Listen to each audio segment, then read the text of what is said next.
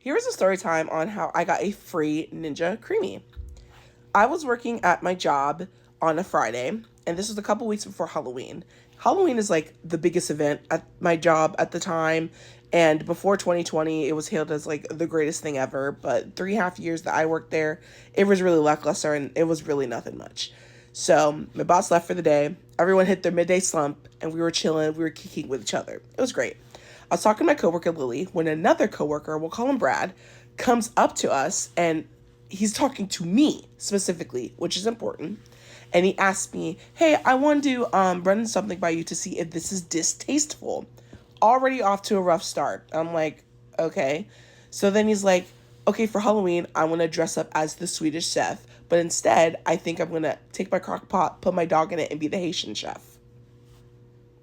Mind you, everyone knows that I'm Haitian American in this office.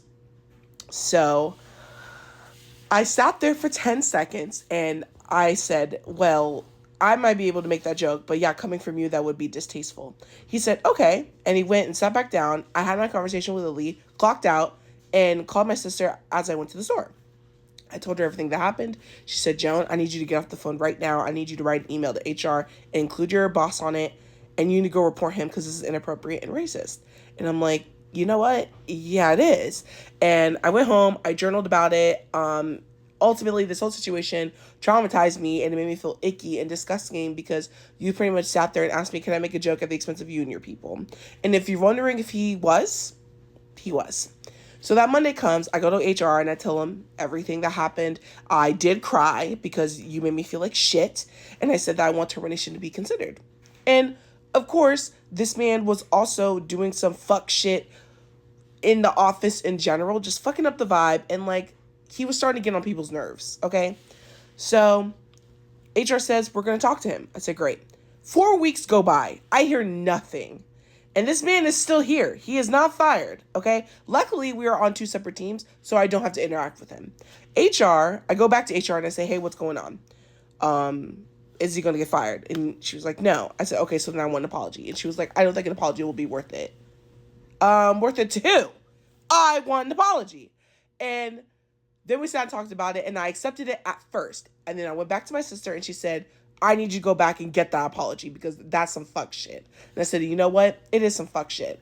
So I went back and I explained everything. And I said, "I don't think it's fair that this man gets to act this way towards me. I get to bear the brunt of this uncomfortable feelings. And not only does he not get fired, but you're sitting here trying to tell me that an apology wouldn't be worth it. I don't care. I want to confront this man because I want an apology. Now, if you want to sit in there for that, that's fine, but it's going to happen." And of course, I was like, "Well, we're both adults. So what do you think would be best?" And she was like, "If you want to confirm by yourself, that's fine. Just let me know when it's going to happen." I said, "Great." I pulled him aside and I said, "Hey, this is why I went to HR. This is how you made me feel. And I want an apology." And he turned around and said, "Well, I did ask you if it was distasteful, and you did say, well, like, yeah, if you made the joke, then it would be distasteful. But I completely understand what you said, and so that wasn't my intention, and because of that, I'm not going to apologize." Huh? When I tell you, I was livid sitting in that chair. And I said, "It may not have been your intention, but I still felt the impact of your comments. So yeah, I still want an apology for that." And he was like, "No." He doubled down. And we sat there going back and forth for 20 minutes. And he tried to kiki with me, tried to jokey joke with me. I said, "No." I did not laugh. I did not smile. We sat in that uncomfortable air because you're not about to sit there and talk to me like that. And he literally was like, "Well, I've been around Chinese people. I've been to China. Like, they really do eat cats and dogs." Sir, I don't know why the fuck you're telling me this. And so after 20 minutes or so, I'm like, okay, clearly this is not going anywhere. So I said, okay. I went back to my desk and I was so peeved. I was pissed. I sat there for 30 minutes. I didn't even do my work. I did, talk to several people at work about the situation. And I said, "Oh yeah, he didn't apologize." And they're like, "What?" I said, "Yeah."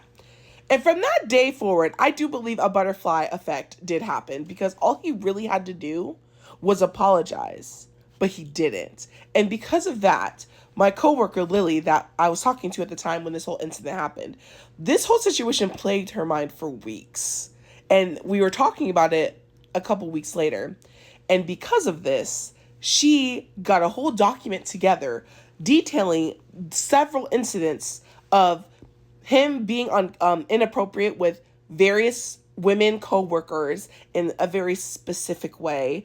And on top of that, he was shitty at his job. Like, the team that he was working with could not get any answers for him or anything like that. And it's very much giving, every accusation is always a confession, man. Because, like, first of all, my bestie clocked that shit from the beginning. Clocked that shit. When everyone's like, oh yeah, he's such a great guy, she was like, I don't trust this man. He's a busybody, and I don't trust busybodies. And guess what? Yeah, he was.